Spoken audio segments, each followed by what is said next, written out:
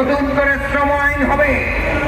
আমরা পরিষ্কার করে অন্তর্বর্তী সরকারকে বলতে চাই, যারা শ্রম দিবে তাদের শ্রমের স্বীকৃতি থাকতে হবে।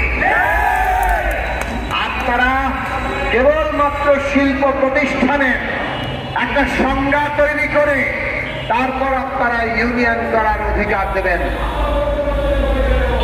শিল্প প্রতিষ্ঠান যদি না হয় তাইলে আপনার শ্রমের কোনো স্বীকৃতি নাই, মূল্য নাই, এটা কোনো আইন বিধান হতে পারে না। নাগরিক মর্যাদা মানে আপনাদের প্রথমে সকলের শ্রমের স্বীকৃতির ব্যবস্থা করতে হবে।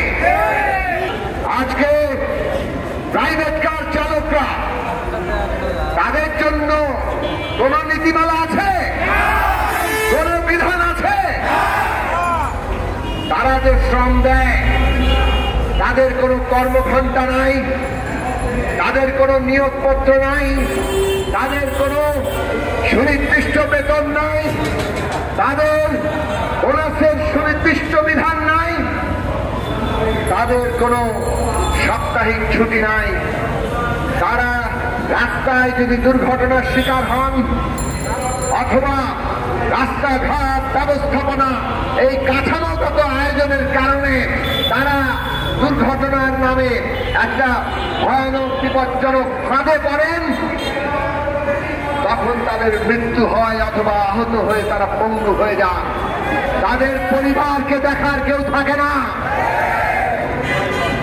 আজকে এইভাবে একটা পেশায় যেখানে লক্ষ লক্ষ চালকরা কাজ করেন, যে চালকরা না থাকে এই দেশে যারা সম্পত্তি পান, যারা গাড়ি চালান, তারা চালাবেন কিভাবে? নিজেরা চালাতে হবে। তো বাংলাদেশে নিজেরা যারা চালাবেন চালাবেন, কিন্তু যখনই আপনি আরেকজনকে নানা কাজে চুক্তি করবেন সেই সুস্পষ্ট চুক্তি থাকতে হবে। কাউকে শ্রমে যুক্ত করার চুক্তি না থাকলে তাকে যেন তেন প্রকারে ব্যবহার করা যায়। এই ব্যবহার, এইভাবে ব্যবহার করা কোন সভ্য দেশে চলতে পারে না।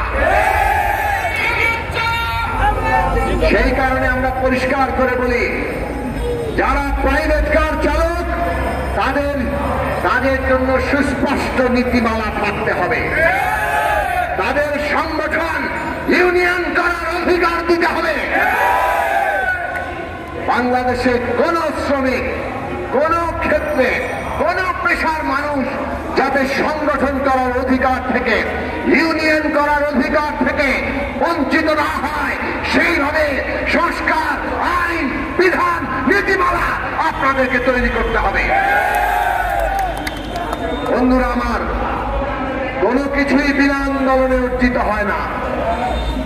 আমাদের এই মাতৃভূমি, আমাদের এই দেশ, আমরা যে রাষ্ট্র পত্তন করেছি বিনা সংগ্রামে, বিনা আত্মদানে হয়নি, বরং ইতিহাসের অন্যতম শ্রেষ্ঠ আত্মদান, লক্ষ লক্ষ মানুষ প্রাণ দিয়ে এই রাষ্ট্র পত্তন করেছে, এই দেশ প্রতিষ্ঠা করেছে, এই মাতৃভূমির মর্যাদাকে সমুন্নত করেছে।